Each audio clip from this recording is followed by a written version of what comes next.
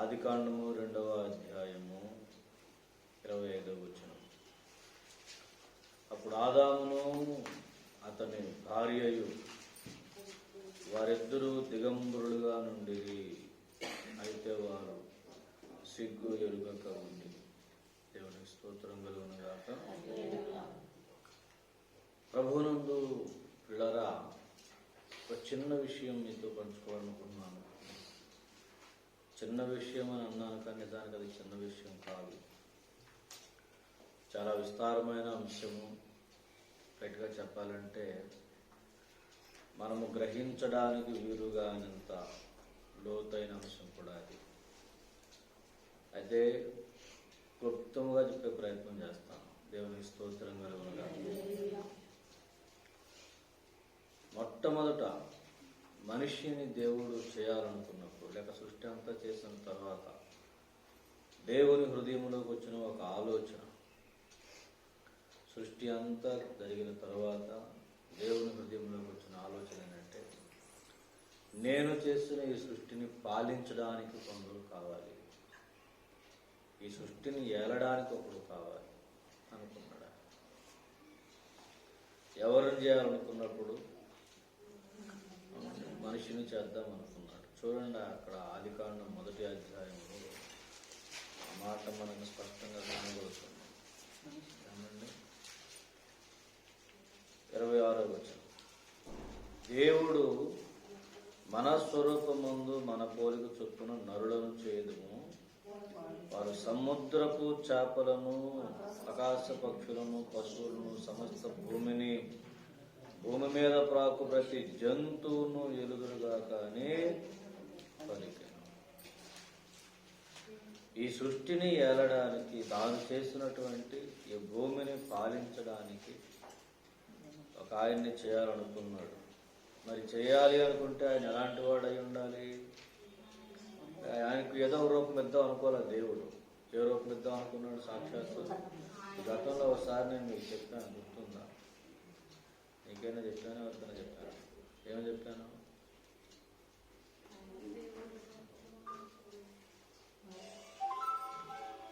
కదనమాట, చూడవరణ చెప్పినట్టు. మనిషిని దేవుడు ఏదో రూపంలో చేయలేదు.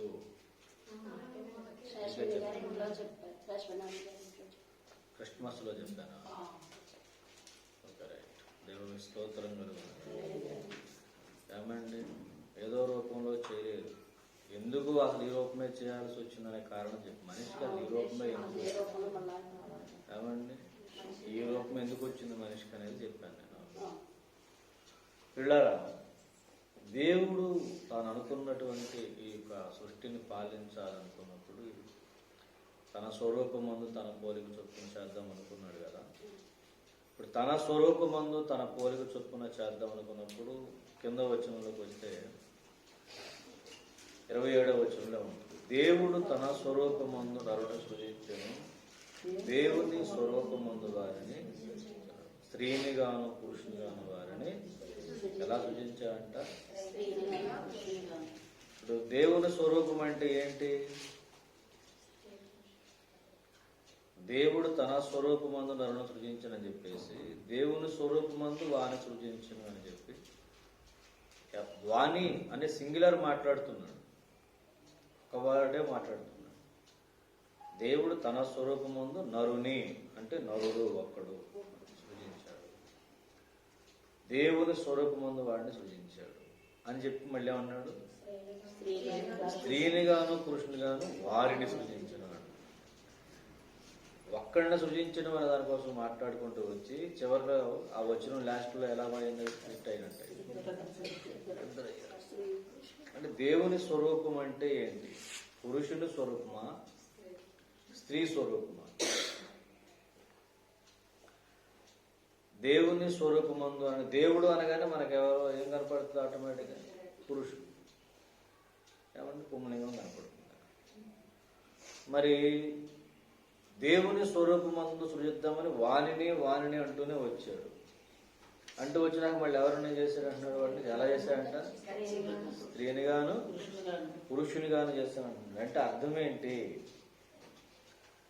దేవుడు ఏమై ఉన్నాడు? పురుషుడై ఉన్నాడా, స్త్రీ అయి ఉన్నాడా, లేక స్త్రీ పురుషులు ఇద్దరా? ఏమండి, స్త్రీ పురుషుడు రెండు కలిసి ఉన్నాడా? పురుషుడేనా? మరి పురుషుడే అన్నప్పుడు ఆదం ఒక్కడే చేసి ఊరుకోవాలా? హవ్వను చేసినట్టు మన పోలిక చొప్పున అన్నప్పుడు తన స్వరూపం ముందు తన పోలిక చొప్పున ముందు ఒక్కడి కోసమే మాట్లాడుతున్నాడు. వాణిని, నరుని అంటున్నాడు, అవునా కాదా? అని 2 సార్లు నరుని, వాణిని అని చెప్పిన తర్వాత 3వసారి ఏమన్నాడు? వారిని అంటు. ఈ వారి అనే ఈ ఫ్లోరల్ వచ్చి రావడంలో స్త్రీని గాను ఏం లేదు, సింపుల్ విషయం చెప్తాను, చిన్న విషయం. స్త్రీని గాను పురుషుని గాను చెప్పడంలో ఇక్కడ దేవుని ఉద్దేశం ఒకటి ఉంది. ఏంటంటే దేవుడిని దేవునిలాగా మనం చూడవలసి వస్తే ఈ 2 అంశాలు ఆయనలోనే ఉన్నాయి. ఏ 2 అంశాలు? స్త్రీతత్వము, పురుషతత్వము 2 దేవునిలోనే ఉన్నాయి. ఇవి 2 కూడా ఇప్పుడు సృజించబడిన మనుషుల్లో కూడా ఉన్నాయి.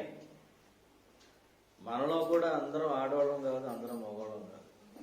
ఇప్పుడు ఇక్కడ కూర్చున్న వాళ్ళల్లో కానీ బయట తిరిగే వాళ్ళలో కానీ ఎవరు కూడా పూర్తిగా మగవాళ్ళు కాదు, పూర్తిగా ఆడవాళ్ళు కూడా కాదు. మమ్మల్ని ఎలా అనుకుంటున్నారు మీరు? అనుకుంటున్నారా? ప్రతి మనిషిలోనూ స్త్రీతత్వము, పురుషతత్వము 2 ఉంటాయి. మన శరీరంలో ఈ హార్మోన్స్ ఉంటాయి. కొంతమంది ఆడవాళ్ళకి మీసాలు వస్తాయి, చూసారు కూడా? ఎందుకు వస్తాయి? కొంతమంది మగవాళ్ళకి మీసాలు త్వరగా రావుతాయి కదా, వేరే వేరే అవయవాలు పెరుగుతుంటాయి. ఎందుకు అంటే మన శరీరంలో 2 రకాల హార్మోన్స్ ఉంటాయి. పురుష హార్మోన్స్, స్త్రీ హార్మోన్స్ ప్రతి ఒక్క హ్యూమన్ బాడీలో ఉంటాయి. స్త్రీలలో వాళ్ళకి సంబంధించిన హార్మోన్స్ ఎక్కువగా ఉంటాయి కాబట్టి వాళ్ళకి ఆ లక్షణాలు ఉన్నాయి. పురుష సంబంధించిన హార్మోన్స్ ఎక్కువ. కొంతమంది స్త్రీలలో కొన్నిసార్లు పురుష హార్మోన్స్ పెరుగుతాయి. అప్పుడు వాళ్ళకి అవాంఛిత రోమాలు రావడం, ఇంకా కొన్ని పురుష లక్షణాలు కొంచెం స్పష్టంగా కనబడుతుంటాయి. మగరాయిలాగా తిరుగుతున్నా అంటారు కొంతమంది, చూసారా? కాబట్టి ఆ లక్షణాలు కొన్ని ఎక్కువగా కనబడుతుంటాయి. ఆడవాళ్ళలో, మగవాళ్ళలో కూడా కొన్నిసార్లు స్త్రీ లక్షణాలు కొన్ని కనబడుతుంటాయి. అప్పుడు ఆడవాళ్ళ తిరుగుతాయి. ఆ నడక, మాట్లాడే విధానం మారిపోతుంది. కొన్ని వాయిస్ కూడా వాటి మీద డిపెండ్ అయి ఉంటుంది. ఈ తత్వం ఉంటుంది. తల్లి మనస్సు, తండ్రి మనస్సు 2 కూడా ఇద్దరిలోనూ ఉంటాయి. కాకపోతే ఈ హార్మోన్స్ బ్యాలెన్స్, శరీర నిర్మాణ విధానం వేరు. సింపుల్గా చెప్పాల్సిన విషయం ఏంటంటే దేవునిలో ఉన్నటువంటి తండ్రి స్వభావము, తల్లి స్వభావము 2ని భూమి మీదకి వచ్చేసరికి విడగొట్టి పురుషునిగాను స్త్రీనిగాను చేశాడు ఆయన. దేవునికి స్తోత్రం చెప్పండి. హల్లెలూయా. ప్రభునందు పిల్లరా, దేవుడు తాను ఒంటిగా సృష్టిని చేయగలడు. కానీ భూమి మీద ప్రతి సృష్టి మళ్ళీ జరగాలంటే ఖచ్చితంగా వీళ్ళిద్దరూ ఉండాలి. అయితే ఇది కూడా ఒక మర్మమే. తాను ఒక్కడే మొదట ఉన్నాడు, సృష్టిని చేసిన వాడు. తరువాత ఆయన మరలా ప్రతి సృష్టి ఇంకొకటి చేయబోతున్నాడు. ఒక మహిమకరమైన ప్రపంచాన్ని సృష్టించబోతున్నాడు. ఆ ఘనమైనటువంటి కార్యమును ఆయన ఒక్కడిగా చేయడానికి పూనుకోలేదు, మనతో కలిసి చేయడానికి పూనుకున్నాడు. దేవుని స్తోత్రం చెప్పండి. హల్లెలూయా, హల్లెలూయా. నా యొక్క సబ్జెక్ట్లోకి వస్తాను నేను, శ్రద్ధగా వినండి. స్త్రీని గాను పురుషుని గాను ఆయన సృజించినప్పుడు పిల్లరా 2 కలిస్తేనే ఒక మనిషి పూర్తయినట్టు, అవి దేవుని పోలిక పూర్తయినట్టు. ఏ కలిస్తే? ఈ స్త్రీతత్వము, పురుషతత్వము 2 కలిస్తేనే దేవుని యొక్క పోలిక పూర్తయినట్టు. దేవుడు తండ్రిగా కనబడుతున్నాడు, తల్లిగా కూడా కనబడుతుంది. మనకు తెలుసు ఆయన తండ్రిగా ఏం చేశాడో మనకు తెలుసు. తల్లిగా ఒక తల్లి వారిని ఆరాధించినట్టుగా నిమ్మును కన్నిమిచ్చు తల్లి తన బిడ్డను మరిచినా మరుచునేమో, కానీ నేను నిన్ను మరువను, నిన్ను ఇదిగో చూడము చంకన పెట్టుకుని నిన్ను పెట్టుకుంటున్నానన్న. తల్లి ఎంతగా ప్రేమిస్తుందంటే భూమి మీద తల్లి అని అనడానికి ఏ తల్లి సరిపోనంతగా ఆయన మనల్ని ప్రేమించగలడు. దేవునికి స్తోత్రం కలుగును. అదే విధముగా ఏ తండ్రి సరిపోనంతగా కూడా మనల్ని ప్రేమించగలిగిన వాడు దేవుడు. దేవునికి స్తోత్రం. అంటే ఒకవైపు నుంచి పురుషుని యొక్క లక్షణములు, మరోవైపు నుంచి స్త్రీ తత్వము రెండూ కలిపిన వాడు దేవుడు. అంటే పౌరుషము ఎంత ఉందో జాలి కూడా అంత ఉంది, ప్రేమ అంత ఉంది. తండ్రిలోనూ తల్లిలో ప్రేమ వేరు, కానీ పురుషుల్లో కనబడే కొన్ని ప్రత్యేకమైన లక్షణాలు ఉంటాయి. మగవాడు కదరా, అతను రోషం లేదా అంటే మగవాడు అంటే ఇప్పుడు నాకేముండాలా? అలా తారడుకుంటుందా? ఆడుకుంటుందా? అంటే ఆడవాళ్ళు అలాగను, ఆడపిల్లలు అలా ఉండకూడదు. ఇప్పుడు గవాల్ని పని చేయాలి, 2 వేలు పక్క పెట్టాలంటే బాబు మగడు కదా, మాడితే మగడు కదా అంటే ఏంటది? మాడితే మగడు కదా అంటే మగడు అంటే బలం ఉండాలా, పౌరుషం ఉండాలా, వీరత్వం ఉండాలా, తెగింపు ఉండాలా, ధైర్యం ఉండాలా. ఏమండి చీకట్లో కొంచెం చేరబడిన అమ్మా మగడు కదా, మాట్లాడితే మగడు కదా, మగడు కదా, ఎంచర్లో మగడు కదా, 10 సార్లు వచ్చి మగడు కదా అని అంటారు. ఏంటి మగడు అంటే ఏంటి?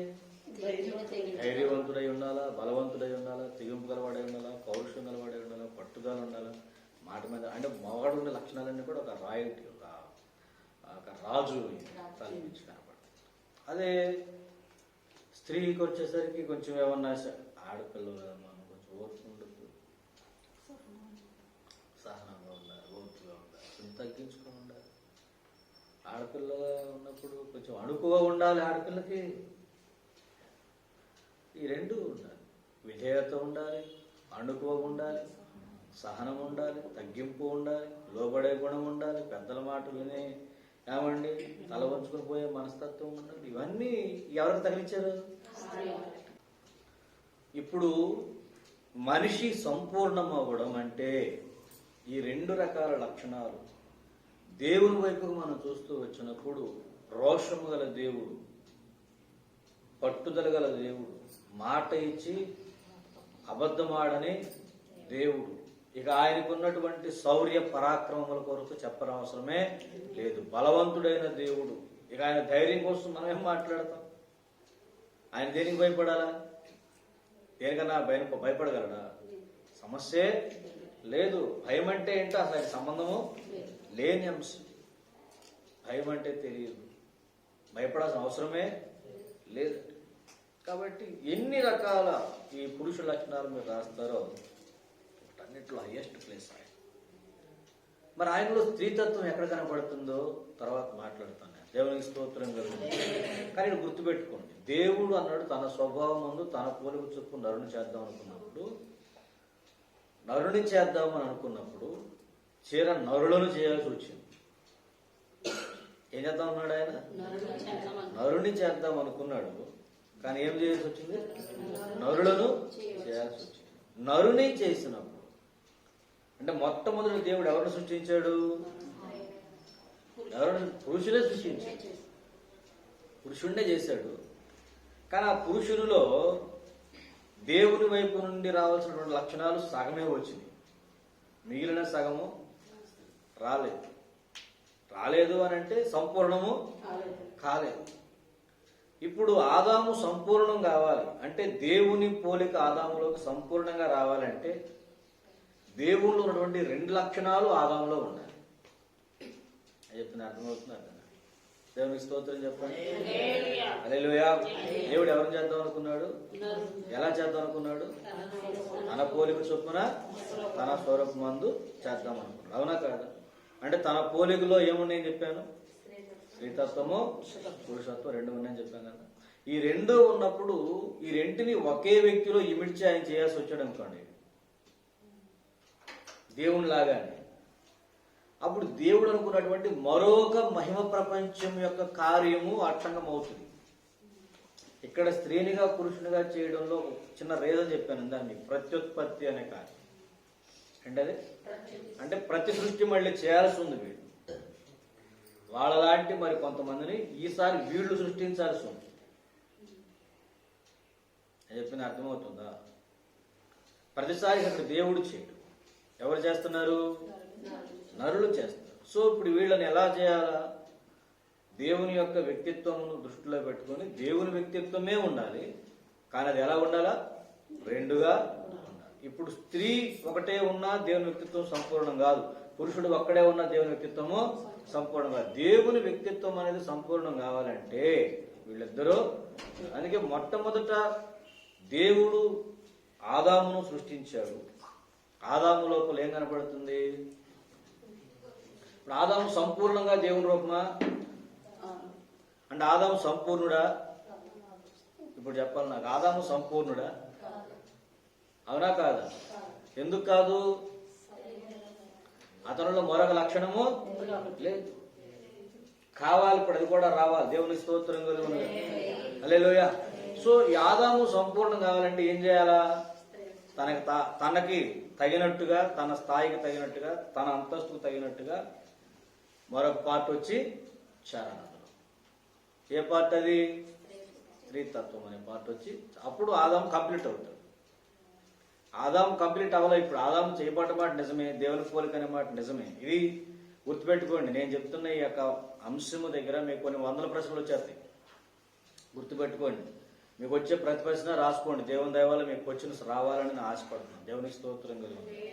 ఆ క్వశ్చన్ చూస్తే ప్రతి క్వశ్చన్కి మళ్ళీ 2-3 గంటల ప్రసంగం అంత మ్యాటర్ ఉంటుంది. అసలు స్త్రీని గాను పురుషుని గాను ఎందుకు చేయాలనేదే పెద్ద క్వశ్చన్. నేను ఇప్పుడు ప్రతి సృష్టి అని చెప్పాను, గుర్తుందా? దీని వెనకాల ఒక మర్మం ఉంది మళ్ళీ, ఏమండి? సో మనకు అవసరమైన అంశం మీద వచ్చేస్తాను. నేను అసలు సబ్జెక్టులోకి రాలే. ఇంకా దేవునికి స్తోత్రం కలుగునుగా. హల్లెలూయా. చదివిన మూలవాక్యం వేరు కదా, మీకు అర్థం అవడం కోసం వాడికి వస్తున్నాను సార్. ఇది ఎత్తాల్సి వచ్చింది. ఇప్పుడు ఆదాము కంప్లీట్ అయ్యాడా? అవలేదు. కానీ తన పార్ట్ని ఎన్నుకోవడానికి ఆదాముకి ఒక ఛాన్స్ ఇచ్చాడు దేవుడు. చెప్పింది అర్థమవుతుంది? అర్థం కాదు. దేని ఎన్నుకోవడానికి అంటే ఇప్పుడు తను ఇన్కంప్లీటెడ్గా ఉన్నాడు అతను, అందుకు అర్థమైంది. ఆదాము కూడా సంగతి తెలుసు, నేను కంప్లీటెడ్గా లేను, నాలో కొంత వెలితి ఉందన్న సంగతి ఆదాము కూడా అర్థమవుతుంది. ఆ వెలితి కంప్లీట్ చేయాలి. దేవుడు కూడా చూస్తున్నాడు, అతనిలో వెలుతుంది, ఆ వెలితి ఎలా కంప్లీట్ అవుతుంది.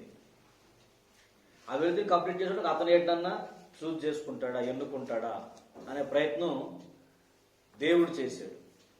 చేసి ఏం చేశాడు? సమస్త భూజంతువులు అతని వద్ద పంపించాడు. ఎవరి దగ్గరికి?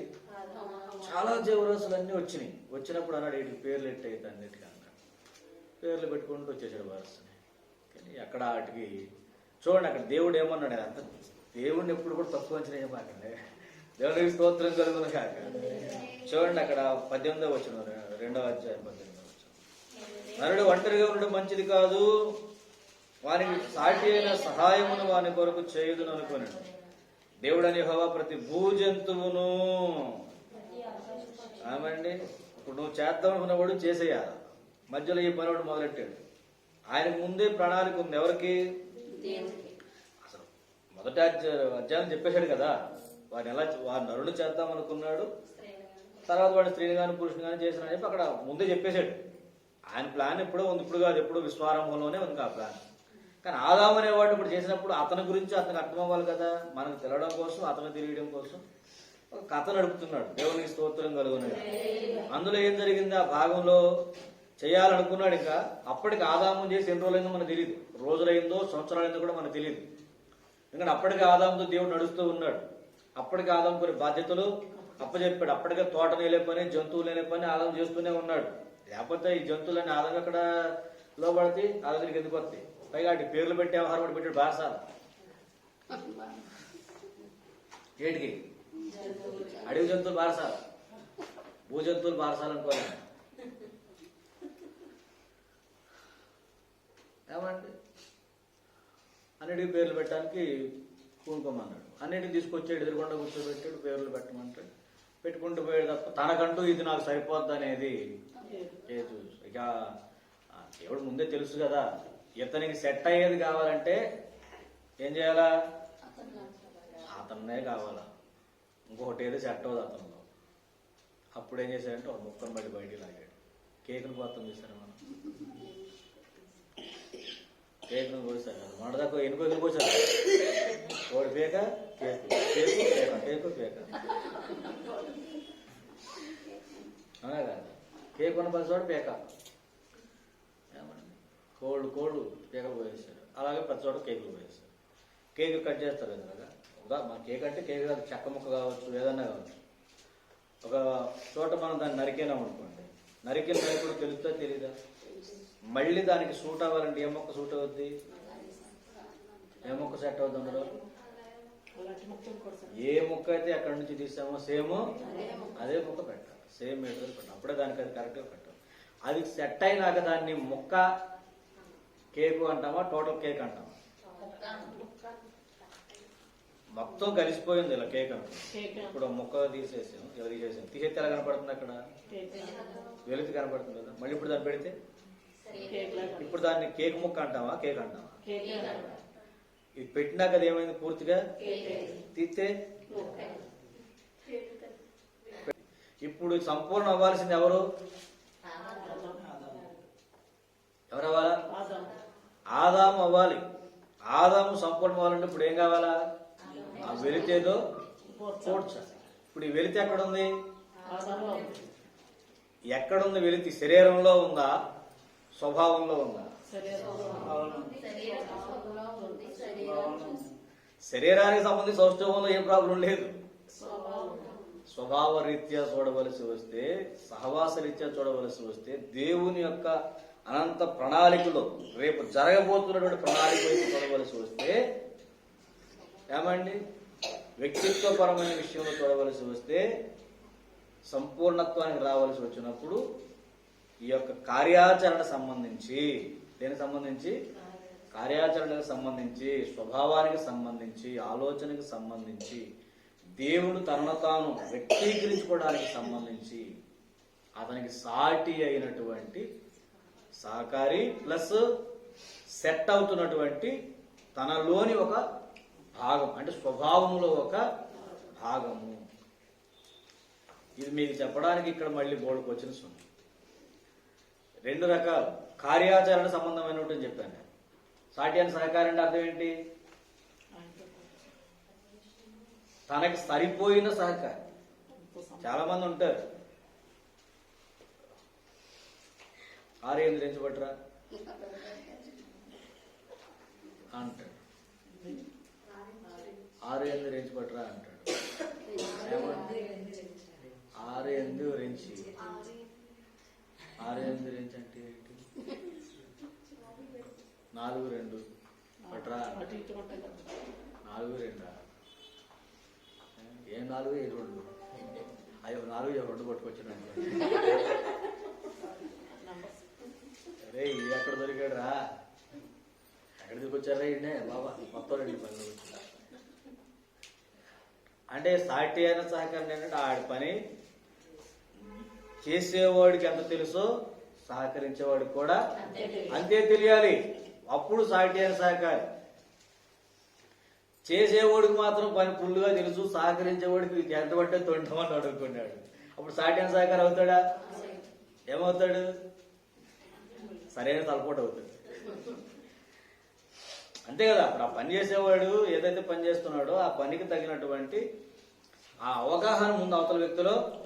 నేను చెప్తున్నాను సహకారి అని అన్నానా ఒకటి ముందు, ఇక్కడ సాటి సహకారం అన్నాడు కదా దేవుడు. అక్కడ అంటే ఎక్కడ సహకారి? ఇక్కడ భూమి మీద జరుగుతున్న ఈ కార్యక్రమములన్నీ కూడా రేపు రాబోతున్నటువంటి ఆ గొప్ప మహిమ ప్రపంచానికి సూచనలు. ఇవన్నీ చెప్పాలంటే దృష్టాంతములు, ఉదాహరణలు. ఇవన్నీ ఇప్పుడు జరుగుతున్నాయని కూడా తాత్కాలికమైనటువంటి ఒక దాన్ని ఏమో నమూనా జరుగుతుంది. ఏంటి ఇప్పుడు ఒక నమూనా, అసలు ఒకటి ఉంది. దేవునికి స్తోత్రం చెప్పండి. హల్లెలూయా. మళ్ళీ అటు పోదాం కాసేపు. అవ్వాలి వచ్చాను. దేవునికి స్తోత్రం కలిగిన. ఇప్పుడు అస్సలు ఈ విశ్వం మొత్తం వెనకాల దేవునికి ఉన్న అనంత ప్రణాళిక ఏంటి చెప్పండి?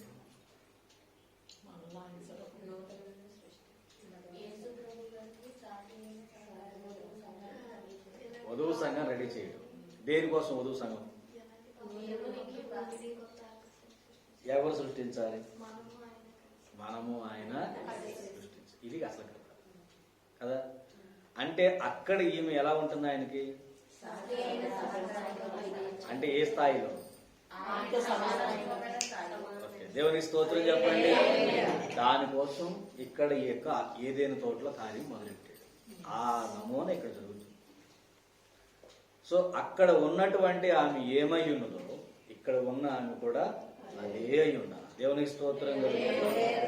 అయితే పిల్లరా, ఇక్కడ ఈ సాటి అయిన సహకారిగా ఉండాలంటే మరి ఎవరై ఉండాలి? ఆమె వేరెవరు అయితే ఉపయోగం లేదు. తనలో నుండి ఒక భాగమే అయితేనే ఆదాము కంప్లీట్ అవుతుంది.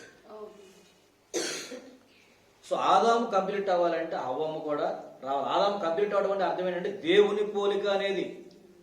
దేవునికి స్తోత్రం. ఏంటది? దేవునిలో ఉన్నటువంటి 2 రకముల వ్యక్తిత్వములు ఆదాములోనికి రావాలి. కానీ ఆదాములోకి పురుషతత్వం వచ్చింది. ఇప్పుడు ఏం రావాలా? ఇది కూడా మళ్ళీ ఎక్కడి నుంచి రావాలా? ఆయనలో నుండే రావాలి. ఆయనదే కావాలి. అప్పుడు అది కూడా వచ్చి యాడ్ అయింది అనుకోండి. ఏది? అప్పుడేమవుతాడు ఈయన? దేవునికి స్తోత్రం చెప్పండి. సో ఇప్పుడు తీరదు. దేవుడు ఏం చేశాడు? 2 ముక్కలు చేశాడు. ఏం చేశాడు? 2 ముక్కలు చేశాడు. అంటే ఇటు స్త్రీని గాను పురుషుని గాను. ఇప్పుడు అందుకే పెళ్లి అనేది పెట్టాడు.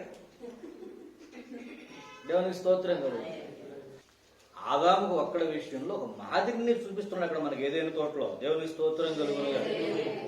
ఎముకను తీసి మళ్ళీ ఆమెను చేసి మళ్ళీ అక్కడ పెడితే ఆ పండుగ ఎవరో కాదు నేనే అన్నాడు. ఎవరో కాదు, నరుని నుండి తీయబడినది, నారే అనబడుతున్నది.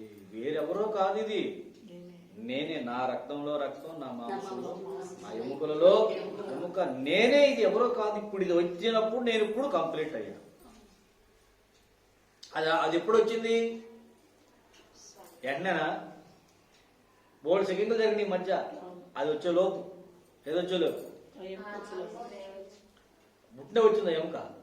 ఎప్పుడు వచ్చింది? ఎలా వచ్చింది? గాయమైనా వచ్చింది. గాయంలో నుండి పుట్టింది. పుట్టినే పుట్ల. ఎక్కడి నుంచి పుట్టింది? గాయం పడితే గాని ఎముక దొరకలేదు. నేను గుర్తుపెట్టుకోండి, గాయాలు లేకుండా వచ్చే ఎముక చాలా ప్రమాదం.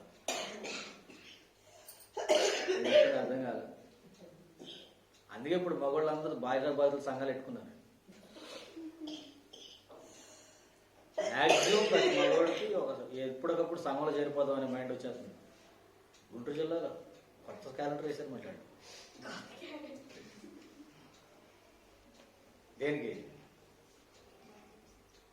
వేరు వేరు ఎముకలు అంటే వచ్చేసి చేస్తే పొడుచుకుని ఎముకలు గూళ్ళు.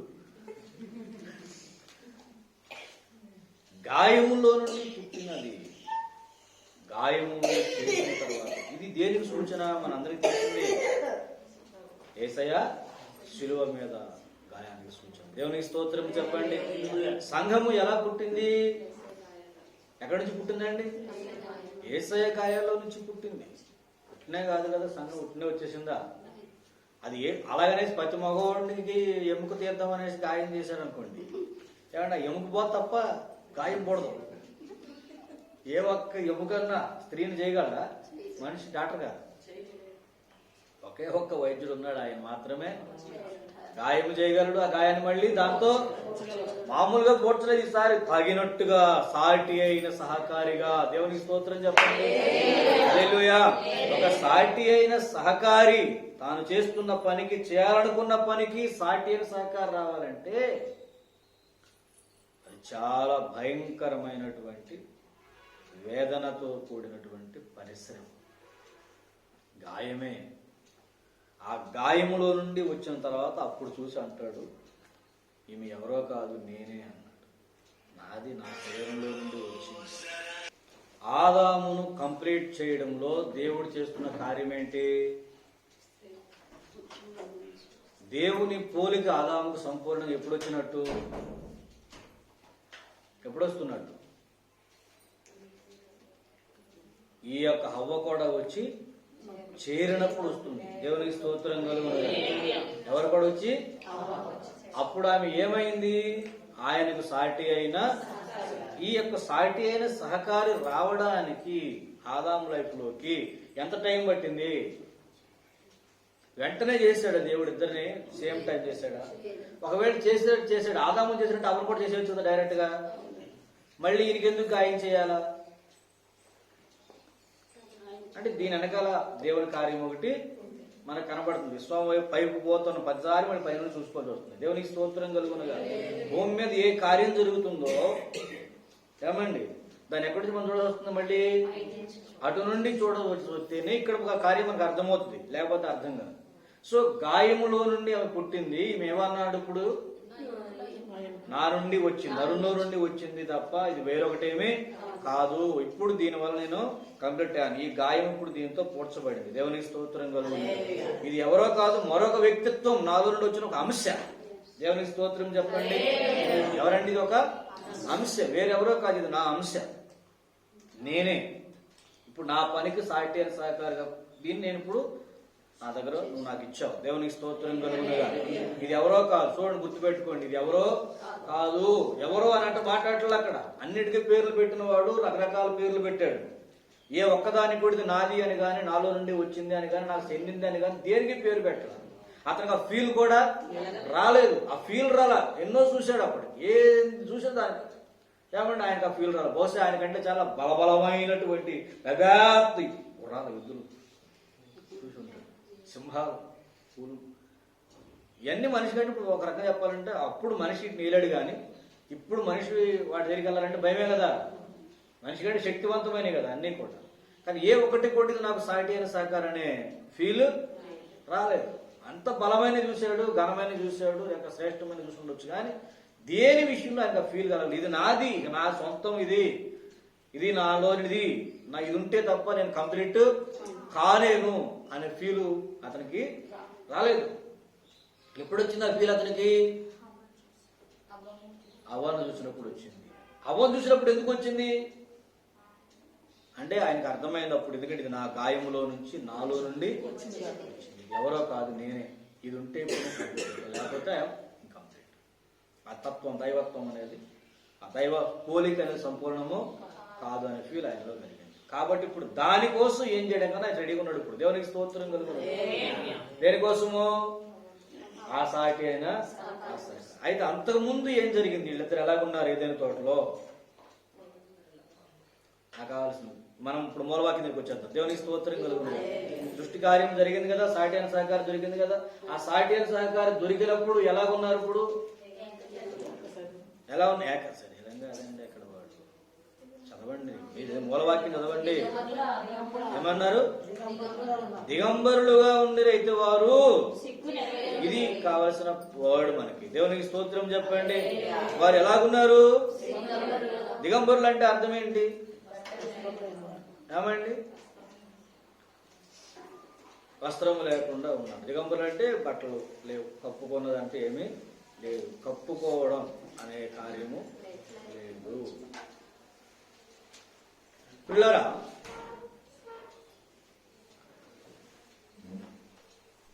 చిన్న క్లారిఫికేషన్. దేవునికి స్తోత్రం. దిగంబరత్వము అనేది దేనికి సూచన? దిగంబరత్వము అనగా వాళ్ళిద్దరి మధ్య ఏమి జరుగుతుంది? ఏ మైండ్ ఉంది? ఏం లేదు, దాపరికం లేదు. ఇక నేను నీకు, నువ్వు నాకు మరుగనేది లేదు. మనం ఇప్పుడు ఏమై ఉన్నాము? మనకు అసలు ఇప్పుడు రహస్యమే లేదు. మనం దాచుకోవాల్సిందే. నా హృదయం ఏదో నీది, నీ హృదయం ఏదో నాది. నీలో ఏముందో అది నాది, నాలో ఏముందో అది. వాళ్ళు ఒక్కటే, ఒక మనిషి. నేను చెప్తుంది చూసారా ఇందాకేమన్నాను, ఒక స్వభావం కంప్లీట్ అన్నా కదా. వాళ్ళు ఇప్పుడు ఇద్దరుగా లేరు. వాళ్ళిద్దరు అనే ఫీల్ అనేది లేదు. వాళ్ళు ఏమై ఉన్నారు? ఇప్పుడు ఒక్కరై ఉన్నట్టున్నారు. ఈ ఒక్కరై ఉన్నప్పుడు సిగ్గు అనేది ఎరగరని చెప్పాడు సార్ అక్కడ. సిగ్గు అనేది ఎప్పుడు వచ్చింది? సిగ్గు అనేది ఎప్పుడు వచ్చింది చెప్పండి. ఏమండి? ఎప్పుడు వచ్చింది అన్నది ఆదాము లేనప్పుడు సైతాన్ గాడు వచ్చేసి అవ్వను మోసం చేసినప్పుడు అనేది పాపం వచ్చింది. పాపం వచ్చినప్పుడు సిగ్గు వచ్చిందని చెప్తున్నాను. నేను చెప్తున్నా అది కాదు. నేను ఎప్పుడు వచ్చిందని అడగట్లేదు. మామూలుగా ఎప్పుడు సిగ్గుపడే పరిస్థితి వస్తుంది మనిషి జీవితంలో చెప్పండి అంటున్నాను. తప్పు చేశారు ఏమండి సిగ్గుపడతాం, పొరపాటు చేసాం సిగ్గుపడతాం, మాట ఇచ్చి నెరవేర్చినప్పుడు సిగ్గుపడతాం, వేషధారణలో బయటపడినప్పుడు సిగ్గుపడతాం, పొరపాటు జరిగిన తప్పులు చేస్తున్నప్పుడు సిగ్గుపడతాం, విషయాన్ని అజ్ఞానంగా మాట్లాడుతున్నప్పుడు, అజ్ఞాన ప్రదర్శన జరుగుతున్నప్పుడు సిగ్గుపడతాం, సమస్య పరిష్కరించలేనప్పుడు సిగ్గుపడతాం, తప్పు చేస్తున్నప్పుడు సిగ్గుపడతాం. అంటే ఇప్పుడు వీళ్ళు సిగ్గు నెరుగక ఉండిరి అంటే అర్థం ఏంటి?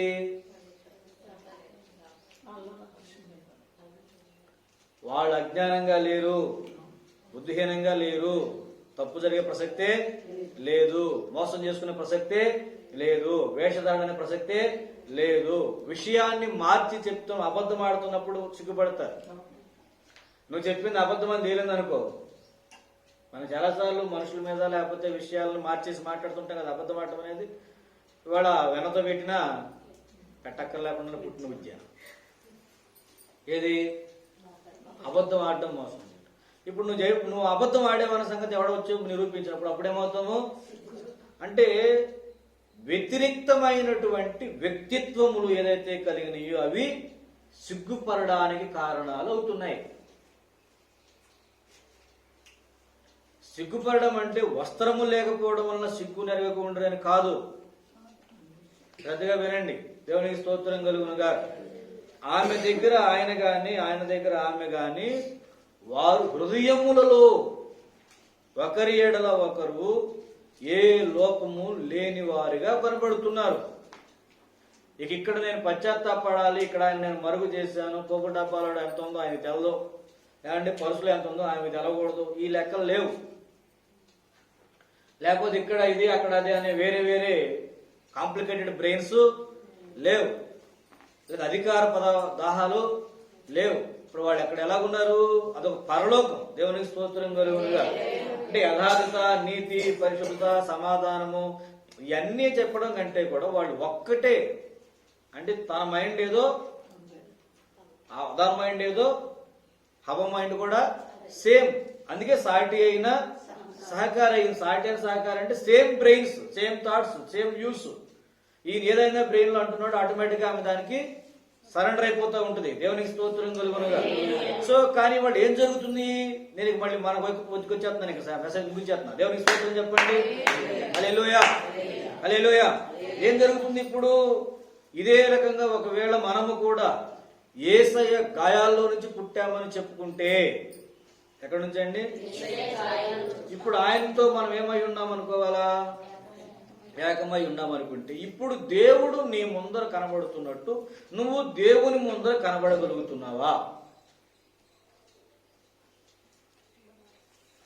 దేవుడు మన ముందు యథార్థంగా, నీతిగా, పరిశుద్ధంగా, నమ్మకంగా ఇప్పుడు ఎన్ని రకాల సద్గుణములు కనబడుతున్నాయో ఆ గుణములన్నింటిలోనూ దేవుడు ఎక్కడ లోపం కనబడుతుందా? మనకి కనబడుతుందా? మనకి ఆయన అయితే మనకు అలాగే నేటుగా కనబడుతున్నాడు.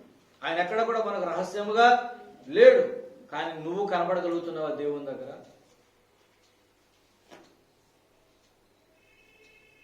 నువ్వు కనబడగలుగుతున్నావా దేవుని దగ్గర? నేను చెప్తున్న స్వభావం కోసం. దేనికోసం? నీ ఆలోచనల కోసం. కానీ ఆలోచన మనసుకు రాకమునిపే ఎరిగినవాడు, తలంపు స్వభావం నీకు రాకముందు ఎరిగినవాడు, మాట నీ నోటి రాకమునిపే ఎరిగినవాడు. అయినప్పటికీ మనం ఇంకా కప్పుకునే ఉన్నాం. వారిద్దరూ దిగంబరులని. దేవుడు ఎంత యథార్థంగా ఉన్నాడో మన ఎడల, దేవుడు ఎంత నీతిగా ఉన్నాడో మన ఎడల, దేవుడు ఎంత పర్ఫెక్ట్ గా ఉన్నాడో మన ఎడల, అదే విధముగా దేవుని ఎడల మనం ఉన్నామా? ఉన్నామా? శ్రద్ధగా నేను ఇక్కడ చాలా విషయాలు మీతో మాట్లాడాలనుకున్నాను, కానీ సమయాభావాన్ని బట్టి నేను మీకు చెప్పలేకపోతున్నాను. పిల్లరా, ప్రభుత్వం అయితే తర్వాత మాట్లాడతాం. దేవునికి స్తోత్రం కలుగునుగా.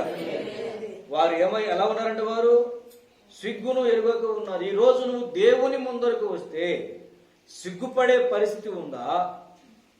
ఇక ఆయన ముందర నాకు సిగ్గుపడాల్సిన అవసరము లేదు అనే విధంగా ఉందా? నీ జ్ఞానం విషయంలో, నీ ప్రవర్తన విషయంలో, నీ మాటల విషయంలో, నీ స్వభావ గుణలక్షణాల విషయంలో ఆయనకు నువ్వు సాటి అయిన సహకారిగా నిలవగలిగినటువంటి విషయంలో, ఆయన కార్యముల విషయంలో, ఆయన పక్షంగా పనిచేసే విషయంలో, ఆయన ప్రేమించే విషయంలో, ఆయన మాట వినే విషయంలో, ఆయన కోసం నడిచే విషయంలో, ఆయన దగ్గరకు వచ్చినప్పుడు రేపొద్దున ఆయన నీ స్వభావాన్ని బయటికి ఒకవేళ వస్త్రము తీసి చూపిస్తే సిగ్గుపడినక్కర లేకుండా నువ్వు ఉన్నావు. నీ స్వభావం మీద వస్త్రాన్ని తీసి చూపిస్తావు. అన్ని విధాల 100% ఆయనతో సెట్ అవుతావు. అలాగా నా బాధ నీకు అర్థమవుతుందా? దేవునికి స్తోత్రం చెప్పండి. ఎందుకంటే రేపు పొద్దున పరలోకంలోకి వెళ్ళాక ముసుగులు తీస్తాడు ఆయన. ముసుగు తీసిన తర్వాత ఏం కనపడాలంటే, అరే ఎవరో కాదు, ఇక్కడ కేక్ ముక్కే తీసాను కదా మొన్న, కరెక్ట్గా ఇప్పుడు సెట్ అయింది ఇందులో అని చెప్పగలడా? నిన్న చెప్పగలడా? అలా ఇముడుతావా? దేవుని కొరకు మనము సిగ్గుపడనక్కరలేని పనివారిగా, లేక పరిచారకులుగా, నమ్మకస్తులుగా, ఆయనకు సాటి అయిన సహకారులుగా మనల్ని మనము మన వ్యక్తిత్వములు లోపములు లేకుండా ఉన్నాము. ఆయన ముందరకు రేపు వచ్చినప్పుడు సిగ్గుపడాల్సిన అవసరము లేదు. నేను ఎందుకంటే ఆయనకు సాటి అయిన సహకారి. ఆయన అంత నేకెడ్గా మనకి అంత స్పష్టంగా కనబడుతున్నాడో అంత స్పష్టంగా నిన్ను నీవు ఆయన ముందు కనబరుచుకోగలవు.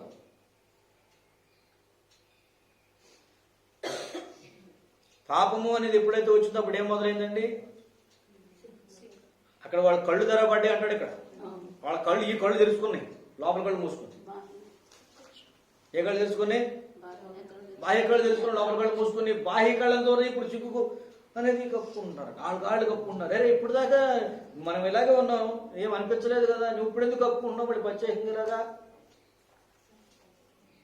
ఇప్పుడు ఎందుకు కప్పుకోవాల్సి వచ్చింది? ఇప్పుడు అప్పటి వరకు ప్రపంచంలో ఉంది వాళ్ళే, ఇంకెవరున్నారు అక్కడ?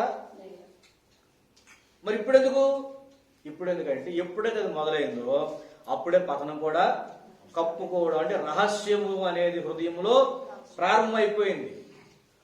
ఇదే రహస్యాన్ని బట్టి ఆమె ఏం చేసింది? ఆయనతో పండు తినిపించేసింది. ఇది తినవచ్చా తినకూడదా అని అడగల, వెళ్ళిపోయి ఏం చేసింది? ఏమండి రండి అమ్మా, ఏంది రమ్యమైనది చూపులకు ఎన్ని సంవత్సరాలు మనం వదిలేసింది, ఇది తింటేనంట మనకి దేవతలు అయిపోతాం. ఆదాము తెలిసే తిన్నాడు అమ్మ. గతంలో ఒకసారి చెప్పాను కదా, పెట్టేసుకోండి. దేవునికి స్తోత్రం కలుగునుగా. ప్రభునందు ప్రియులారా శ్రద్ధగా వినండి. యేసయ్య కూడా నిన్ను నన్ను ఎరిగే ప్రేమిస్తున్నాడు. మనము ఏమై ఉన్నామో, ఏమి చేశామో, ఏమి చేస్తున్నామో అక్కడ అంటాడు, మనం ఇంకను పాపులుగా ఉండగానే ఆయన మనను ప్రేమించి మన కొరకు మరణించాడు. దేవునికి స్తోత్రము చెప్పండి. హల్లెలూయా, హల్లెలూయా. పిల్లల ఒక మాట నేను అడుగుతాను, అసలు యేసయ్య లక్షణాలు ఏంటి చెప్పండి? మొన్న ఆదివారం, మొన్న 31st నైట్ మీకు చెప్పినట్టున్నాను. ఆయన యొక్క లక్షణాలు ఏంటి? ఒరిజినల్ లక్షణాలు ఏంటి? పాపమును పరిహరింపడు, పౌరుషం గలవాడు. ఇక దైవత్వం అంటే చెప్పలేమి, పురుష లక్షణాలే చెప్పాలి. దేవునికి స్తోత్రం కలుగునుగా. ఏంటయ్యి? ఎలాంటోడు అంటే ఇక ఆయన్ని తట్టుకోడు. ఎవడి వల్ల? మనసులో వీళ్ళు సనుక్కుంటున్నారని ఆయనకు తెలిసిందంట. ఏంటి? ఒక పక్కన తెగులు చేసి తుడిచిపెట్టుకుని అంత పౌరుషం కలిగిన వాడు, అలాంటి మండుతున్న అగ్ని లాంటి వాడు. అగ్నే ఇక ఆయన మన దేవుడు అయిన యెహోవా ఏమైనాడు? దహించు అగ్ని. దేవునికి స్తోత్రం కలుగునుగా. హల్లెలూయా. అంత పౌరుషం గలవాడు, అంత శక్తిమంతుడు, అంత బలవంతుడు ఇప్పుడు శిలువ మీద ఉన్నాడు. అక్కడేం జరుగుతుంది? మోకం మీద ఉమ్మేస్తున్నారు, చుట్టూ బీగుతున్నారు, గడ్డం పెరికేస్తున్నారు, తంతున్నారు, పిడిగుద్దులు పెడుతున్నారు, కొరడాలతో కొడుతున్నారు, అపహాస్యం చేస్తున్నారు, హీనంగా చూస్తున్నారు. ఈయన అక్కడ ఎవరో ఒక ఆయన ఉన్నాడు. ఈయన ఇంతకుముందు ఎలా ఉండేవాడు చూశాడు, ఇప్పుడు ఏమైపోయాడు చూస్తున్నాడు. నేను చెప్పింది అర్థం కాలేదా? ఆకాశంలో దూతలు చూస్తున్నాడు. ఇంతకుముందు ఆలోచన కొంచెం వ్యతిరేకంగా ఉందని తెలిస్తే వేసాడు. అగ్గిలాగా అయిపోయేవాడు. ఇప్పుడు వాళ్ళు టోటల్గా మొత్తం పాతాళానికి పనికొస్తారు తప్ప ఒక్కడు కూడా పరలోకానికి పనికిరాడు. ఇలాంటి వాళ్ళ విషయంలో ఇప్పుడు ఆయన ఏమైపోయాడు? శిలువ మీదకి వచ్చేసి ఏ స్థాయిలో వాడు ఏ స్థాయికి దిగజారిపోయాడు అనుకుందామా? ఆయన్ని ప్రేమిస్తున్నాడు అనుకుందామా? ఆయన్ని చెప్పండి. సరిగా చెప్పండి. దిగజారిపోయాడా దేవుడు? ప్రేమిస్తున్నాడు.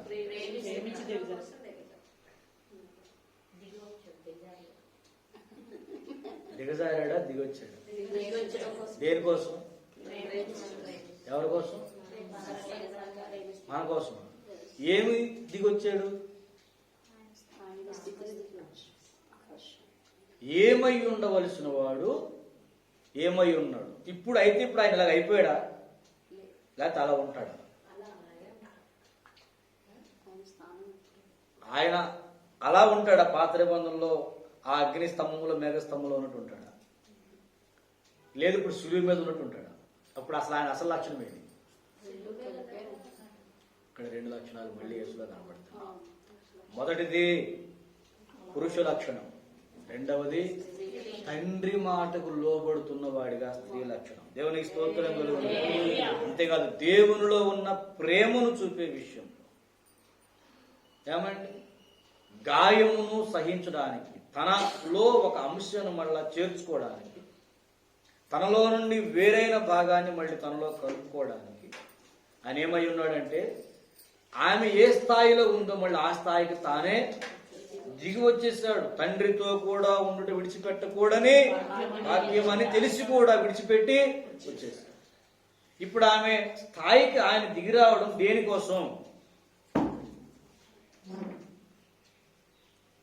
ఆ సంఘం యొక్క స్థాయికి దేవుడు దిగి రావడము దేనికోసం? ఆమె జారబడిపోవడం కోసం దిగొచ్చాడా? లేకపోతే దిగజారిపోయి దిగొచ్చాడా? లేదా వ్యామోహంలో దిగొచ్చాడా? లేదా దేనికి దిగొచ్చాడా? అంత స్థాయి తగ్గించుకుని కిందకి గాయం అనుకోవడం దిగొచ్చాడా? అది పొందడానికి ఎందుకు వచ్చాడు? అంత గాయం ఎందుకు పొందాలి? అంత అవమానం ఎందుకు పొందాలి? అంత హీనమైనటువంటి దుస్థితి ఎందుకు తెచ్చుకోవాలి? ఆయన అనేకులు ఆయన కొడతారు, తిడతారు, అవమానిస్తారు, ముఖం మీద ఉమ్మి వేస్తారని తెలుసు కదా. తెలిసి ఆ స్థాయికి ఎందుకు దిగాడు అని చెప్పండి. అసలు కారణం ఏంటి? ఆమె అలాగే ఉండిపోవడం కోసమా? ఆమె అలాగే పాపంలో ఉంచడం కోసమా? ఆమె అలాగే శాపగ్రస్తంగా పొందడం కోసమా? మరి ఎందుకు వచ్చాడు? మన స్థాయికి దిగి వచ్చింది. ఎందుకంటే తన స్థాయికి తీసుకెళ్ళాలి. దేవునికి స్తోత్రం చెప్పండి. హల్లెలూయా. ఏం చెప్పాను నేను? ఎందుకు దిగి వచ్చాడు? ఇప్పుడు ఆయన స్థాయికి రావాల్సిన బాధ్యత ఎవరిది? సంఘానిది, హవ్వది. హవ్వ పాపం చేసింది, ఆదాము మరణానికి ఒప్పుకున్నాడు. ఆదాము ఎందుకు మరణించాడంటే అవ్వను మళ్ళీ బతికించడం కోసం మరణించాడు. దేవునికి స్తోత్రం చెప్పండి. యేసు రోషము కలిగిన దేవుడు అని మనందరూ తెలిసింది. దేవకుమారుడు, సర్వశక్తుడు. ఆయనకు అసలు అడ్డు అదుపు లేదు, బలవంతుడు. అసలు ఏమని చెప్పాలి దేవుడు అంటే? ఆయన ఏమని బలవంతుడు? ఈ పదాలన్నీ చిన్నయే. సర్వేశ్వరుడు, మహామహుడు కదా. అలాంటి వాడు ఎవరి కోసం వచ్చాడండి? పాపములో ఉన్న మన కోసం చూసి తెలిసి వచ్చాడు. బిడ్డ,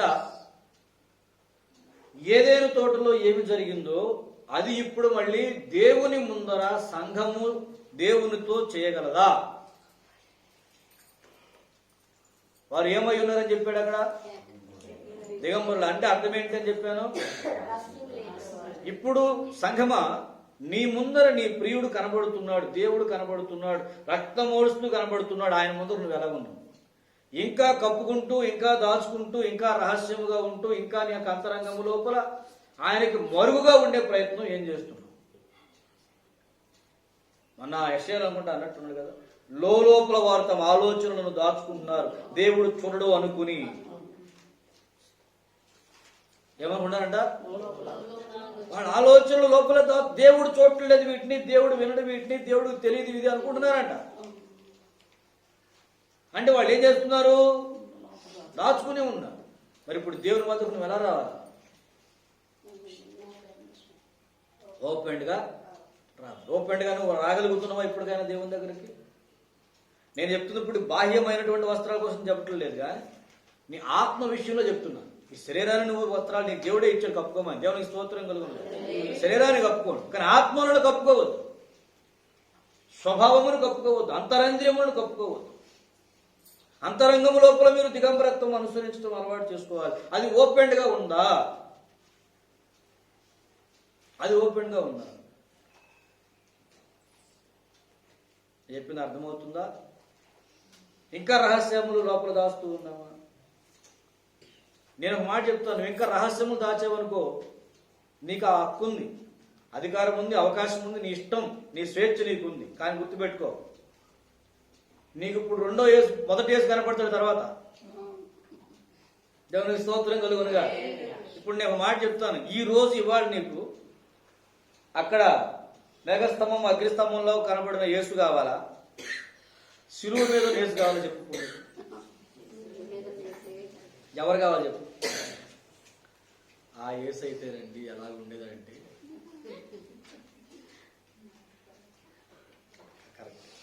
ఆ యేసు కావాలా? నీకోసం చనిపోవడానికి సిద్ధమై, అవమానానికి సిద్ధమై, నీకోసం ఏమండి రక్తం ఓడుస్తూ ఇవాటికి కన్నీరు కారుస్తూ. అసలు దేవుడు ఎందుకు కన్నీరు కార్చాలి చెప్పండి? మన కోసం. ఆయనకు అవసరం ఏంటి? ఆయనకు అవసరం ఏంటి నీకోసం కన్నీరు కార్చడానికి? ఆయన ఎక్కడ, మనం ఎక్కడ? మన కోసం అని ఏడవలసిన అవసరం ఏంటి? నేటికి తండ్రి కుడిపార్శ్వం నుండి మన కోసం విజ్ఞాపన చేయాల్సిన అవసరం ఏంటి? ఆయన ఆ విజ్ఞాపన చేస్తూ నీకోసం కన్నీరు గారుస్తూ, నీకోసం మాట్లాడుతూ, నేను హెచ్చరిస్తూ, నేను గద్దిస్తూ, నేను బుజ్జగిస్తూ, నేను పోషిస్తూ, నేను సంరక్షిస్తూ, నేను సహిస్తూ, భరిస్తూ, తన రొమ్మున మోస్తున్నటువంటి ఈ యేసు కావాలా? ఆలోచనలో తేడా వస్తే వేసేసే ఆ యేసు కావాలా? ఇప్పుడు ఎవరు కావాలి చెప్పు? శిలువ మీద సిప్పు కనపడుతుందా? నేను చెప్పింది అర్థమవుతుంది. అర్థమైంది. ఒకవేళ అక్కడ నేను చెప్పాను కదా, ఈయన ఎలాంటి వాడు అసలు, ఆయన తెలుసుకుంటే సిలువ పెట్టుకుని గిరగర తిప్పేసి ఉన్నవాడు మొత్తం దెబ్బకేసేయచ్చు. ఎలాంటి వాడు ఎలాగైపోయాడు? ఎలాంటి వాడు ఎలాగైపోయాడు? అరే ఎవరి కోసం ప్రభు ఇదంతా? నువ్వు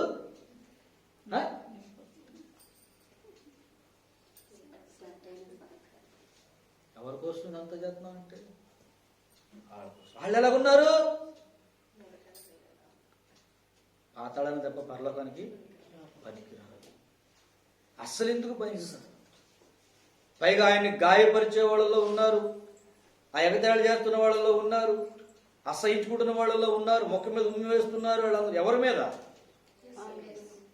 ఎవరినైతే ప్రేమించాడో, ఎవరి కోసమైతే ఆయన అంతగా తగ్గించుకుని వచ్చాడో, ఎవరి కోసమైతే ఆయన ఎంత భరిస్తూ ఉన్నాడో వాళ్లే ఆయన్ని మొక్క మీద ఉమ్మి వేస్తున్నారు, చులకనగా చూస్తున్నారు, కొడాలతో కొడుతున్నారు. వాళ్లే ఆయన గడ్డం పెరుగుతున్న వాళ్ళు, వాళ్లే ఆయన్ని ఎముకలను పొడుస్తూనే చూస్తున్న వాళ్ళు, ఆయన ఆ తల మీద ముళ్ళ కిరీటం పెట్టిన వాళ్ళు. ఎవరిని ప్రేమించాడో ఎవరి కోసము ప్రాణమిస్తున్నాడో వాళ్లే. ఎవరినైతే ఆయన నిత్యత్వంలో రేపొద్దు తనకు సాటి అయిన సహకారిగా చూడాలి అనుకుంటున్నాడో వాళ్లే ఆయన్ని సులకరంగా చూస్తున్న వాళ్ళు, ఎవరో కాదు. వాళ్లే ఆయన్ని గేలి చేస్తున్న వాళ్ళు, ఎవరో కాదు. వాళ్లే ఆయన తల మీద ముళ్ళు పెట్టి నొక్కుతున్న వాళ్ళు, వేరెవరో కాదు. వాళ్ళే. ఎవరినైతే బతికించాలనుకుంటున్నాడో వాళ్లే ఆయన చంపడానికి చూస్తున్నారు, చంపుతున్న వాళ్ళు. వేరొకళ్ళు చూస్తున్నారు దూరం నుండి ఈ దృశ్యాన్ని. ఎలాంటి వాడు, ఎలాగైపోయాడు, ఈయనకెందుకు ఈ పరిస్థితి? ఈయన కోరుకుంటే దోతలు, బలవంతులు ఎందరో ఉన్నారు అక్కడ. చూడండి, అక్కడ అంటాడు పరమగీతంలో ఆయన మాట్లాడుతున్నాడు కదా అక్కడ, పిల్లారా ఏమండి?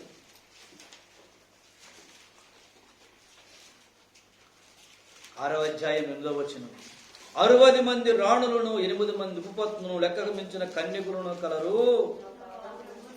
నా పావురము నా నిష్కళంకురాలు.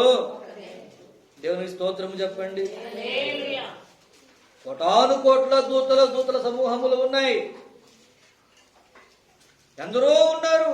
ఆయన కోరుకుంటే, ఆయన్ని కోరుకునేవాళ్ళు ఎందరో ఉన్నారు. ఆయన ఎదురు చూస్తున్న వాళ్ళు, ఆయన కొరికితే చాలు అనుకునే వాళ్ళు ఎందరో ఉంటే, ఆయన మాత్రం ఎవరి కోసం కనిపెట్టుకుని ఉన్నాడు? మీకోసం. ఆయన్ని కోరుకునేవాళ్ళు అన్ని కోట్ల మంది పరిశుద్ధులు అక్కడ ఉండగా, ఆయన మాత్రం ఎవరి కోసం సరిపోతున్నాడు? ఎవరైతే ఆయన్ని అసహించుకుంటున్నారో, ఎవరైతే ఆయన్ని గాయాలు రేపుతున్నారో, ఎవరైతే ఆయన్ని తృణీకరిస్తున్నారో, ఎవరైతే ఆయన పేరు చెప్పుకోవాలంటే సిగ్గుపడుతున్నారో, వాళ్ళ కోసం ఆయన ప్రార్థన చేస్తున్నాడు. వాళ్ళ కోసం ఆయన కన్నీరు కాస్తున్నాడు. వాళ్ళ కోసం ఎదురు చూస్తున్నాడు. వీళ్ళేమో కప్పుకుని వచ్చేది ముందు నిలబడతారు. మేము బాగానే ఉన్నాం కదా ప్రభు,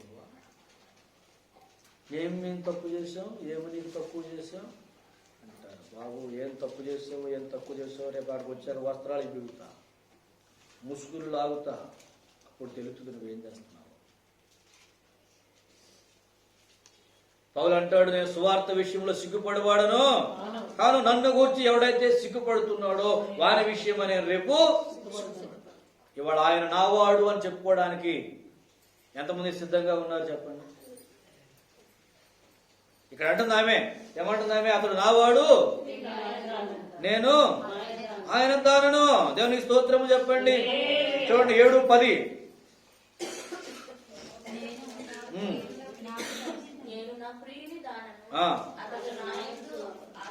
దేవునికి స్తోత్రము చెప్పండి. ఏమంటే అతడు నా యందు ఆశాబద్ధుడు అంటే అర్థం ఏంటండి? నా యందు ఆశ కలిగి ఉన్నాడు, నా కోసం ఎదురు చూస్తున్నాడు. He is waiting for me. నా కోసం వెతుకుతున్నాడు, నా కోసం కనిపెట్టుకున్నాడు, నా కోసం ప్రార్థన చేస్తున్నాడు. ఎక్కడుండి? నా కోసం కన్నీరు గారుస్తున్నాడు, నా కోసం విజ్ఞాపన. ఎలాంటి వాడు? విశ్వమంతా ఆయన చూస్తుంది, విశ్వమంతా ఆయన చూస్తుంది. ఏనేంటివా బాబు, ఆ మురికిలో పడి కొట్టుకుంటున్న వాళ్ళ కోసం ఎంత ఇదైపోతున్నాడు. వాళ్ళు చూడపోతే యథార్థంగా ఉండరు, నమ్మకంగా ఉండరు, పొట్టబొడితే నిజం చెప్పరు, అబద్ధం నోరెత్తే అబద్ధం, అనుక్షణము అబద్ధము, మోసము, ముసుగులు తీరు వాళ్ళు ఆయన ముందర. ఈయనేమో వాళ్ళ ముందు ఓపెన్గా ఉంటాడు, వాళ్ళేమో రహస్యంగా ఆయనతో ఉంటున్నారు. వీళ్ళ కోసం వచ్చాడు కన్నీరు కారుస్తాడు, వాళ్ళ కోసం పోయి ప్రాణం పెడతారంటాడు. ఇప్పటికే వాళ్ళ కోసం తండ్రి దగ్గర విజ్ఞాపన. ఒరిజినల్గా ఈయన ఎలాంటోడు? 2 షేడ్లు యేసులో మనకి ఇక్కడ కనపడుతున్నాయి. దేవునికి స్తోత్రం కలుగునుగాక. హల్లెలూయా. ప్రభునందు నాకు అత్యంత ప్రియులారా, నీకు ఏ యేసు కావాలో చెప్పు. ఒకటి గుర్తుపెట్టుకోండి, శిలువ మీద ఉన్న ఈ యేసుని ఈ రోజు నువ్వు తృణీకరించవచ్చు, కానీ రేపొద్దున సింహాసనం మీద సింహంలాగా కూర్చుని యేసుని ఎదుర్కోవాలి. గుర్తుపెట్టుకోండి, ఆయన నీ కోసం తగ్గించుకున్నాడు తప్ప నిజానికి ఆయన తగ్గలేడు. ఆయన సహజత్వం ఎవడు మార్చలేడు, దేవుడు మారేవాడు కాడు. నీ కోసం తగ్గించుకున్నాడు. దట్స్ ఓన్లీ ఫర్ యూ,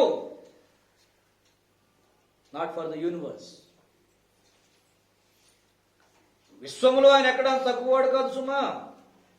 విశ్వములో ఎక్కడా తక్కువవాడు కాదు, విశ్వములు ఎక్కడా తగ్గించుకునేవాడు కాదు, విశ్వములు ఎక్కడ తగ్గించుకోవాల్సిన అవసరం ఆయనకి లేదు. బికాస్ ఆఫ్ ద లవ్ నీ కోసం తగ్గించుకున్నాడు. నీ మీద ఉన్న ప్రేమ కోసం, కేవలం నీ కోసం తగ్గించుకున్నాడు. ఇది మనకు అలసయింది.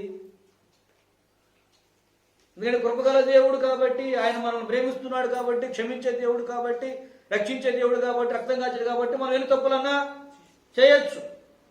ఎలాగున్నా పర్వాలేదు, అంతరంగంలో రహస్యం ఉన్నా పర్వాలేదు, ఆలోచనలో పాపం ఉన్నా పర్వాలేదు, స్వభావంలో, నడకలో, కోరికల్లో విస్తారంగా మనం లోకాన్ని ప్రేమించిన పర్వాలేదు, కానీ ఆయన నన్ను ప్రేమిస్తూనే ఉంటాడు. నేను లోకాన్ని ప్రేమిస్తూ ఉండొచ్చు, దాని సుఖాన్ని ప్రేమిస్తూ ఉండొచ్చు, దాని ఆశను ప్రేమిస్తూ ఉండొచ్చు, దాని ఇష్టానుసారంగా నేను నడుస్తూ ఉండొచ్చు. బట్ నన్ను ప్రేమించే దేవుడు నమ్మకమైన వాడు. ఓకే, నేను ప్రేమించే దేవుడు నమ్మదగిన వాడే. దేవుడు ప్రేమిస్తున్నావు, నువ్వు నమ్మదగిన దానవేనా?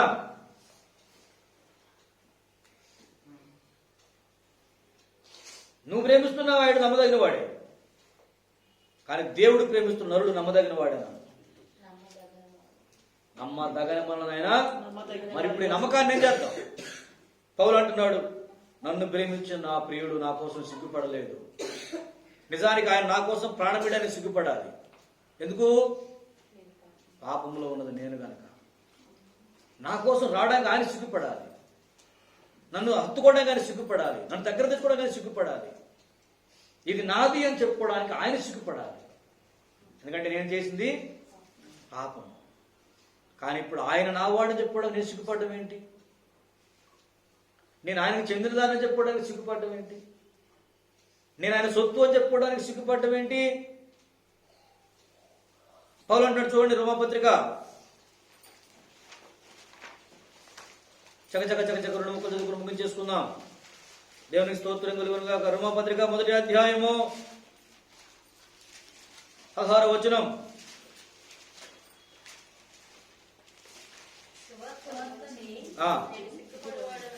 సువార్తను గూర్చి నేను సిగ్గుపడివాడను కాను. ఎలయనగా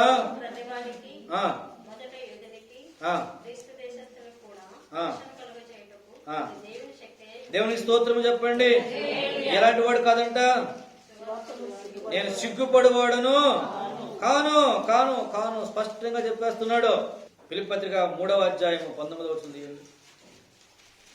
నాశనమే వారి, అంతము వారి, కడిపేవారి దేవుడు. సిగ్గుపడవచ్చు సర్వత్రం అతిశయపడుతూ భూ సంబంధమైన వాటి యందు, భూ సంబంధంగా నువ్వు మనసు పెట్టి, భూ సంబంధమైన మనుషుల మీద నువ్వు మనసు పెట్టి, ఆలోచనలు పెట్టి, వాళ్ళ క్రమాన్ని వాళ్ళ పద్ధతిని అనుసరిస్తున్నటువంటి నువ్వు సిగ్గుపడాలా? లేకపోతే నిత్యత్వంలోకి తీసుకెళ్తున్నందుకు ఏమన్నా ఆయన సిగ్గుపడాలా?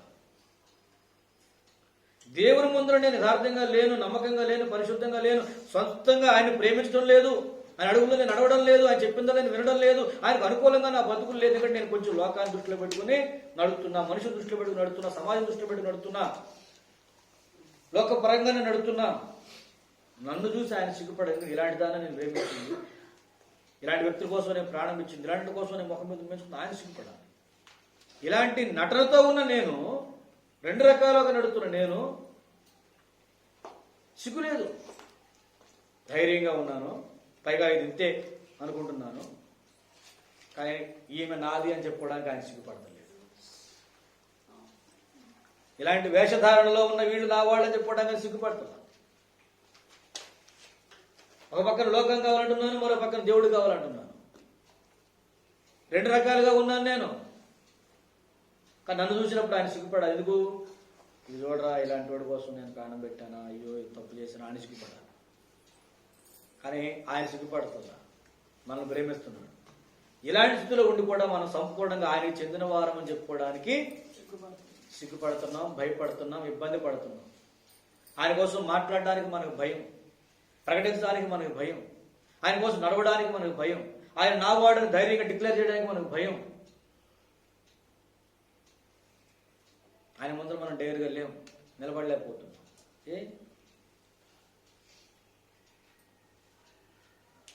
ఆయన ముందెందుకు మనం నిలబడలేకపోతున్నాం? చూసుకో ప్రభువా, నేను ఎలాగున్నానో నీ దృష్టిలో నేను నీకు సాటి సహకారిగా ఉన్నానా లేదా అని ఎందుకు మనం ఆయన దగ్గర చెప్పలేకపోతున్నాం? పౌలు చెప్పగలడు. నువ్వేం చెప్తావు చెప్పు, నేను ఉన్నాను అంటున్నాడు పౌలు. దేవునికి స్తోత్రం చెప్పండి. సిగ్గుపడక్కర్లేని పనివారిగా నిన్ను నీవే కనబరుచుకోమని తన శిష్యుడు చెప్తున్నాడు తిమోతికి. అవునా కాదు? దేవుడు స్పష్టంగా చెప్పాడు, నన్ను గురించి ఎవడు సిగ్గుపడుతున్నాడో వాడి గురించి నేను రేపు. పాపము చేస్తున్నవాడు సిగ్గుపడతాడు, తప్పు చేస్తున్నవాడు సిగ్గుపడతాడు, దేవునికి విరుద్ధంగా అడుగులు వేసేవాడు సిగ్గుపడతాడు నిజానికి. కానీ ఆ జ్ఞానమే మనకు లేదు సంఘానికి. వాడు నేను ఇలా నడుస్తున్నానా అనే జ్ఞానమే లేదు చాలా మందికి. పిల్లరా, వాళ్ళు ఏం చేస్తున్నారు వాళ్ళ స్పృహ తెలియదు, వాళ్ళ జీవితంలో ఒక లక్ష్యం లేదు, ఉద్దేశం లేదు, గురి లేదు, బతుకులో స్థిరత్వం లేదు. ఏ గంటగల తోస్తే ఆ గంటగల నడిపించుకుంటూ పోయే లైఫ్లో అయిపోయింది. ఇప్పటికి ఎలా ఉందా, సరే కానీ దీన్ని ఇలా కంటిన్యూ చేద్దాం, రేపు మారితే ఓకే దాన్ని మార్చేసేద్దాం అలాగా. అంటే ఏ గంటకి ఎలా తోస్తే ఆ గంటకి అలాగా ప్లేట్లు మార్చుకుంటూ పోయే ఒక రకమైనటువంటి హీనమైనటువంటి స్వభావం. ఇదేంటి? స్థిరత్వం లేదా విశ్వాసంలో? భక్తి జీవితంలో నమ్మకమైనటువంటి నడవడిక ఉండాలా వద్దా? దీని గురించి నువ్వు సిగ్గుపడాలి కదా. ఈ విషయంలో నువ్వు సిగ్గుపడనక్కరలేని దేవుని సాటి సహకారిగా ఉన్నావా? స్థిరముగా నేను ఆయనకు మాత్రమే. పౌలు అన్నాడు, నేను ఎవరికి చెందను. దేవునికి స్తోత్రము చెప్పండి. హల్లెలూయా. నేను చనిపోయినను బ్రతికినను. దేవునికి స్తోత్రము చెప్పండి. ప్రభువు కోసమే అంటాడు. చూడండి ఇక్కడ 14వ అధ్యాయం, రోమాపత్రిక 14వ అధ్యాయం 7వ వచనం. దేవునికి స్తోత్రం కలుగును గాక.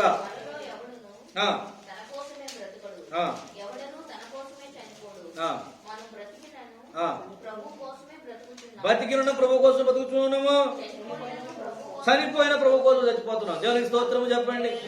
ఇక మరొక దారి నాకు లేదు, మరొక దానికోసం అనే ఉద్దేశమే ఇక నాకు లేదు. ఇప్పుడు పౌలు దేవుని ముందర సిగ్గుపడతాడా? ధైర్యంగా ఉంటాడా? ఎక్కడికి ఉండగలడా? దిగంబరంగా ప్రభు అది చూడు అంటాడు. దావీదు దేవుని ముందర దిగంబరంగా కనపడుతున్నాడు. ఎవరు? దేవుని ముందర దిగంబరంగా కనపడు. వెళ్తాడు, వెళ్ళిపోయాడు, నేరుగా వెళ్ళిపోయాడు. నన్ను పరిశీలించు, నన్ను పరీక్షించుము, నాలో నీకే ఆయుష్కారం ఉంటే ఇప్పుడే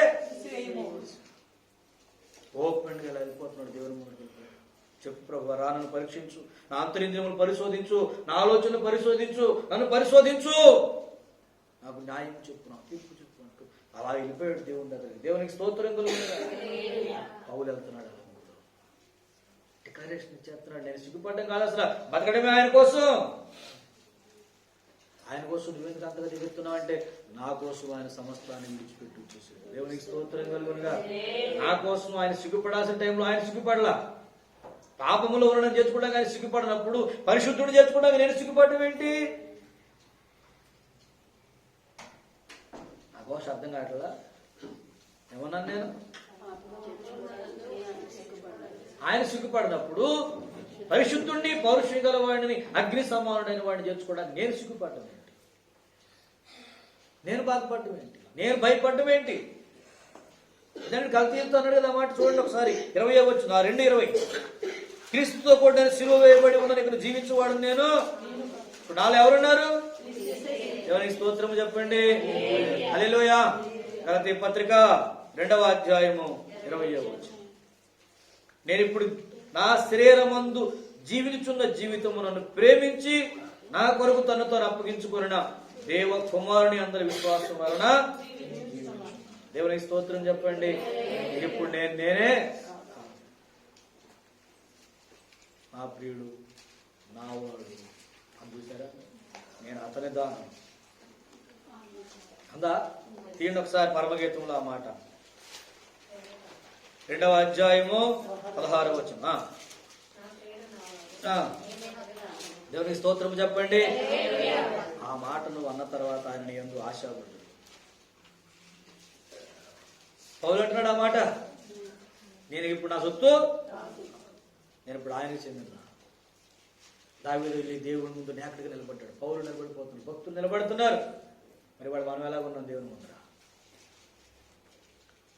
హృదయములు పూర్తిగా విప్పి దేవుని ముందుకు రాగలిగిన భక్తులు ఎక్కడా? హృదయములు ఉన్నట్టుగా దేవుని ముందు కుమ్మరించే భక్తులు ఎక్కడా? జాగ్రత్త. ఈరోజు సిలువ మీద నువ్వు చూస్తున్న యేసు నీకు చులకనగా కనపడవచ్చు. నీకోసం అవమానాలు పొందుతున్న యేసు నీకు అపహాస్యంగా కనపడవచ్చు. నిన్ను ప్రేమిస్తూ నీకోసం కన్నీరు గార్చే యేసు నువ్వు చులకనగా తృణీకరించి పక్కన పెట్టి చూద్దాంలే అని ఇసుక్కోవచ్చు. ఎందుకంటే దేవుని కోసం మాట్లాడుతున్న ఇసుకు చాలా మందికి, చిరాకు మంది కొంతమందికి. ఆత్మాను దేవుడు ఏంటిది? మరి ఎవరు కావాలా? ఎవరు కావాలా? అప్పుడప్పుడు లోకం కోసం కూడా మాట్లాడాలి, లేదంటే పాపం కోసం మాట్లాడాలి, లేకపోతే ఆళ్ళ ఏళ్ళ కోసం మాట్లాడాలా? టైం లేదు.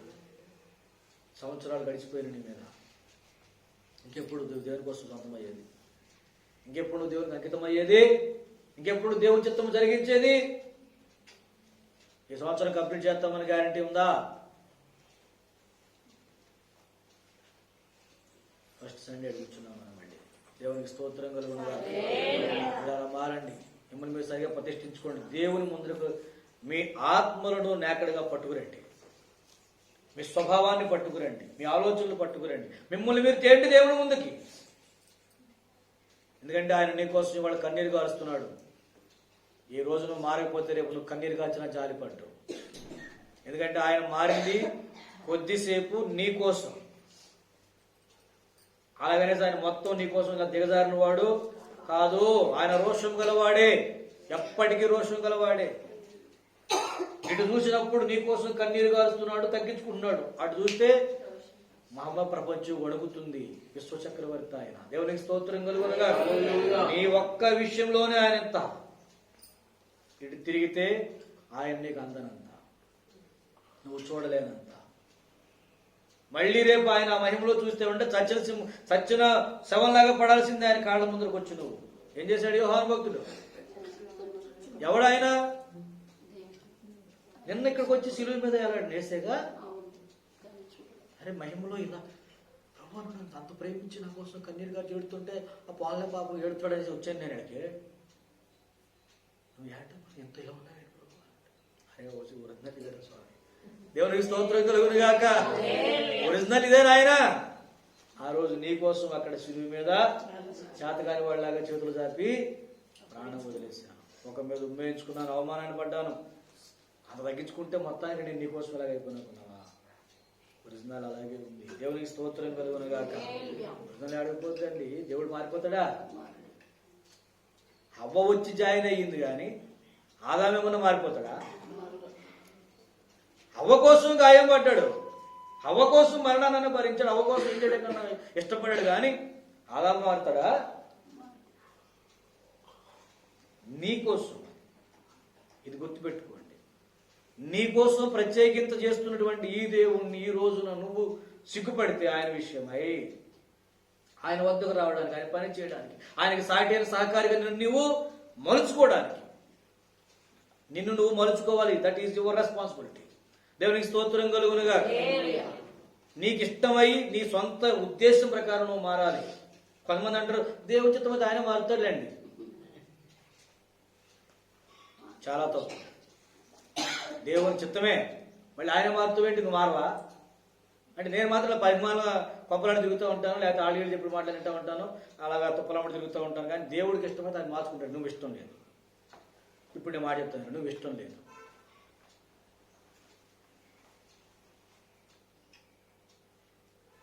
ఏం చేస్తావు?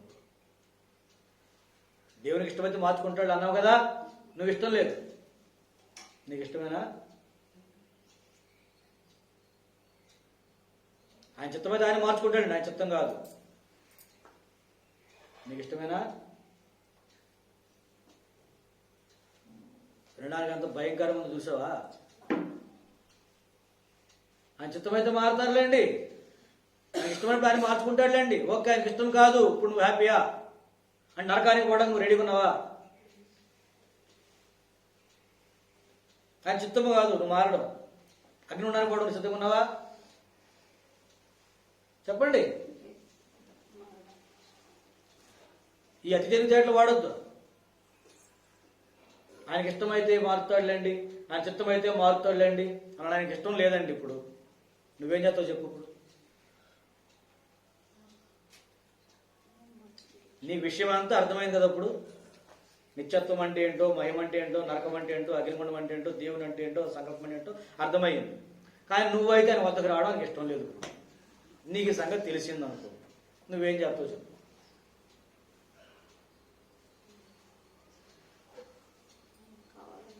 నేను చెప్పింది ఏం చేస్తుంది? నేను చెప్పిన క్వశ్చన్ అర్థమైంది అర్థం కాలేదు. ఈ రోజు మీకు దేవుని కోసం అన్ని విషయాలు తెలుసు కదా, మ్యాక్సిమం తెలుసా తెలియదు. ఇప్పుడు మీకు ఒక విషయం కొత్తగా తెలిసింది ఏంటంటే మీరు ఆయనకి ఇష్టం లేదు. ఏం చేస్తారు? ఏం చేస్తారు? బతిమాలుతారా? అదే పడతారా? ఇంకా అండి పట్టుకుని ఏం చేస్తారు? కావట్టుండి ఇష్టం లేదంటావా? ఏం చేస్తారు? అలా అడుగుతారా? మరి ఏం చేస్తారు? మార్చమని అడుగుతారా? రక్షించడానికి కోసమే కదా రక్తం కార్చాడు. నువ్వేం చేసావు? ఆ కారుతాను రక్తం బాగానే కారణం అని చెప్పేసి నీ ఇష్టానికి, నీ సొంత ప్లాన్లు, సొంత తెలివితేటలు, సొంత ఉద్దేశాలు, నీ అనుకూలంగా నడిచి వారి ప్రేమ అంతా నీకు సుఖం కనపడింది. ఆయన ప్రేమ అంతా అపహాస్యంగా కనపడింది, ఎగతాళిగా కనపడింది, ఎద్దేవగా కనపడింది, చిరాకు కనిపించింది కొన్ని చోట్ల కూడా. ఆత్మానం ఏంటి, నాకు వనపడి పనులు, నాకు నీ కూర్చోడం సరిపోతా, నీ తలపడ్డా నాకేంటి అనిపించింది. ఓకే రైట్ అనేసి ఆయన సరే వదిలేదు, నీ దాన్ని వదిలేదు. ఇప్పుడు ఏం చేస్తాం, ఏం చేస్తాం?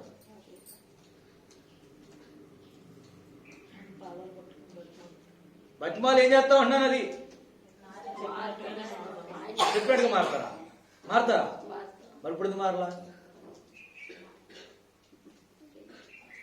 అంటే అప్పుడు దాకా కొడితే తప్ప లేకపోతే తోసెత్తే తప్ప మారవా? నేను చెప్తున్నాను ఏనండి, ఇక్కడ ఉన్నంత వరకు ఇది మీకు తెలియదు. రేపు అక్కడికి వెళ్ళాక ఆయన మహాసింహలాగా నీ ముందు కనబడతాడు, న్యాయాధిపతిగా. దేవునికి స్తోత్రం కలుగునుగా. హల్లెలూయా. ఆ రోజు మన ముసుగులు లాగుతాడు, ఎలాగున్నావు అని అడుగుతాడు. సాటి అయిన సహకారి ఎక్కడ? ఎందుకంటే నీతో ఒక మహిమ ప్రపంచం నిర్మించబోతున్నాడు ఆయన. ఇప్పుడు ఆ మర్మం అంతా ఇప్పుడు నేను చెప్పలేను. దేవునికి స్తోత్రం కలుగునుగా. విశ్వము ఆరంభమై ఎన్ని కోట్ల సంవత్సరాలు యుగములు గడిచిందో మనకు తెలియదు. ఇన్ని యుగములలో ఎందరూ ఆయన కోరుకున్నారో తెలియదు. ఎందరూ ఆయన కోసం ఏమండి ఎదురు చూస్తున్నారో తెలియదు. యుగములు అంతమంది పుట్టిన నీ కోసం ఆయన కన్నీరు గారుస్తున్నాడు. నీ కోసం తండ్రిని బతిమాలుతున్నాడు. నీ కోసం నీకు బదులుగా తన ప్రాణాన్ని పణంగా పెడుతున్నాడు. నీ మీదకి రావాల్సిన ఖడ్గము తన మీద వేసుకుంటున్నాడు. నీ మీదకి రావాల్సిన శిక్షను తన మీదకి తెచ్చుకుంటున్నాడు. నీకు మాత్రం సేఫ్ జోన్ ఏర్పాటు చేస్తున్నాడు. నీ పక్షంగా నీ దోషములను తాను భరించడానికి తెగించాడు. నీకు మాత్రం సేఫ్ జోన్ ఏర్పాటు చేసి పెట్టాడు. యుగముల ఆఖరిలో ఉన్న నువ్వు, ఆయన ఎక్కడ, నువ్వెక్కడ? ఈ ఆఖరి క్షణంలో మళ్ళీ మన కోసం ఒక గొప్ప మహిమ ప్రపంచం సిద్ధపరిచి ఉంచాడు. దేవునికి స్తోత్రం కలుగును. హల్లెలూయా. ఆయన సంవత్సరములకు మితి లేదు.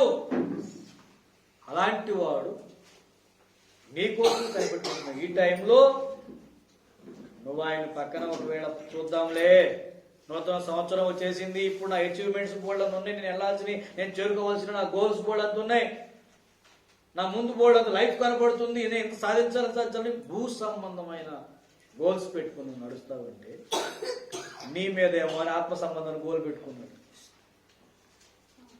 నువ్వేమో భూ సంబంధమైనటువంటి గోల్ పెట్టుకున్నావు. నువ్వు ఏడులో నేను ఇది చేసేయాలా,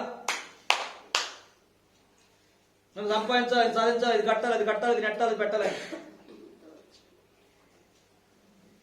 నీ మీదేమో ఆయన ఆత్మ సంబంధం కోల్పెట్టుకుని ఈ సంవత్సరం నా సొంతంలో ఉంటుంది, నేను కాచిన రక్తానికి విలువనిస్తుంది, నేను పొందిన అవమానానికి ఏమండి నాకు రిలీఫ్ వస్తుంది అని ఆయన ఎదురు చూస్తున్నాడు. ఆయన ఎక్కడ? అంత స్థాయిలో ఉన్నవాడు నీకు ఇచ్చినటువంటి ఆ స్థానాన్ని నువ్వు ఇవాళ అవమానపరిచి తృణీకరించడం అనేది నీ చేతుల్లో ఉంది. కానీ రేపు అగ్నిగుండం తప్పించుకోవడం అనేది నీ చేతుల్లో లేదు. అప్పుడు అంటాడు అక్కడ సామెత గ్రంథంలో, ఆ రోజు భర్తకు పుట్టు రోషము బహు రౌద్రము గలది, దాని నుండి ఎవడు ఆయనని తప్పించలేడు. సామెత గ్రంథం 6:34. భర్తకు పుట్టు రోషము మహా రౌద్రము కలిగినది, ప్రతీకారము చేయు కాలము దట్టివాడు జాగ్రత్త. ఆ రోజు రావద్దు, ఆ రోజు రావద్దు. ఆయనకు సాటి అయిన సహకారిగా నిన్ను కోరుకోవడం, నిన్ను ఎన్నుకోవడం అది నీ అదృష్టం. దేవునికి స్తోత్రం కలుగునుగా. నీ ధన్యత. దానికి నువ్వు కృతజ్ఞత కలిగి ఆయన పాదములు ముద్దాడుతూ ఆయనకు లోబడి బతకాల్సిన టైంలో ఆయన ఏర్పాటు తృణీకరించి ఇంకా కొంచెం రహస్యంగా బతకాలని ప్రయత్నం చేసావు అనుకో, నీకు ఆ స్వేచ్ఛ ఉన్నమాట నిజమే, కానీ ఆ తర్వాత నీకు దాచబడింది నిత్య అగ్ని. అందుకే చెప్తున్నాను, ఆయనకి ఇష్టమైనప్పుడు మారుతాను, ఆయనకి ఇష్టమైనప్పుడు మార్చుకుంటాడు, ఆయన చిత్తమైనప్పుడు మారుతాను, చిత్తమైతే మార్చుకుంటాను అంటున్నాడు కదా. చాలా మంది చదువు చెబుతుంటారు, సిగ్గుండదు. ఇంత సంగతి నీకు అర్థమైన తర్వాత ఇంకా ఆయనకి ఇష్టమైనప్పుడు మారుతానంటే ఆయనకి ఇష్టం కాదనుకుంటున్నావేంటి? ఇప్పుడు నువ్వు ఆయన నచ్చినప్పుడు ఆయన మార్చుకుంటాడు అంటే ఏంటి అర్థం? తమ్ముడు జ్ఞానం లేదా నీకు? అంత బుద్ధిహీనంగా ఎలాగ ఆలోచిస్తారు నాకు అర్థం కాగలుగుతాను నేను. అంటే ఆయన చూపిస్తున్నట్టు ప్రేమ అంతా ఇప్పుడు ఏమైనట్టు, నువ్వేం చేస్తున్నావు? ఆ ప్రేమని అసహించుకుంటున్నావు, లేకపోతే తృణీకరిస్తున్నావు, గేలి చేస్తున్నావు. ఆయన్ని అవమానించడానికి వెనకంజ వేయడం లేదు. ఎందుకు? ఇప్పుడు ఆయన నిన్నేం కొట్టడం లేదు, తిట్టడం లేదు సరి కదా, నీకోసం కన్నీరు కారుస్తున్నాడు కదా, మరి నీకోసం ఏడుస్తున్నాడు కదా, నీ వద్దకు వస్తున్నాడు కదా, నీతో మాట్లాడుతున్నాడు కదా, మాట మాటకి నిన్ను గద్దిస్తూ హెచ్చరిస్తూ బుచ్చగిస్తూ ఉన్నాడు కదా, నేను ఎలాగన్నా తనకు మార్చుకోవాలని. అందుకు లోకం అయ్యాడు. కానీ ఒక రోజు ఉంది, ఆ రోజు ఆ పుట్టు రౌద్రము మహారౌద్రం అంటే దేవునికి స్తోత్రం. ఆ రోజు వచ్చి ఆయన బాబు బాబు బాబు బాబు కొట్టమాక చెప్పాక చచ్చిపోద్దని అడిగేవాడు ఉన్నాడా?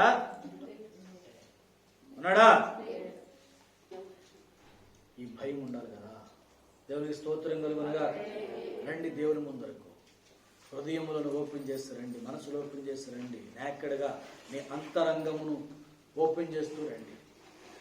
ఆ రోజు ఆయన నువ్వు తోసేస్తే ఏమవుతాడు? ఇప్పుడు గుర్తుపెట్టి, ఒకవేళ ఆయన ఇష్టం లేదంటే పరిస్థితి ఒప్పుకుంటావా?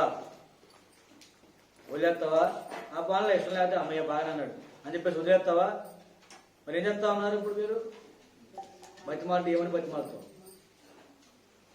బతిమాలతావు? నీ చిత్తం జరిగిస్తానని బతిమాలతావా? లేకపోతే నెట్టగా ఉంటాక నన్ను వదిలిపెట్టద్దని బతిమాలతావా? ఏమని బతిమాలుకుంటారో. ఒకవేళ ఇప్పటిదాకా ఏం జరిగిందో మీకు తెలిసిందిగా మీ లైఫ్ గురించి. ఈ రోజు ఏం చేద్దాం అనుకుంటున్నారో ఆయన ముందుకు రండి. ఆయనకున్న ప్రణాళికలో నువ్వు ఉన్నావు. ఆ ప్రణాళికలో నువ్వు ఉన్నప్పుడు ఆ ప్రణాళిక తగినట్టుగా నువ్వు ఉన్నావా లేదా అనేది ఇప్పుడు నాకు వచ్చిన. అంతగా ఆయన సాటి అని సహకారిగా నువ్వు ఎక్కడ ఉన్నావు, ఎలా ఉంటున్నావు, ఉండడానికి నేను ఎంత మార్చుకుంటున్నావు, ఆ ప్రయత్నం నువ్వేం చేసావు? రెండు మోకరిద్దాం, ప్రార్థన చేద్దాం.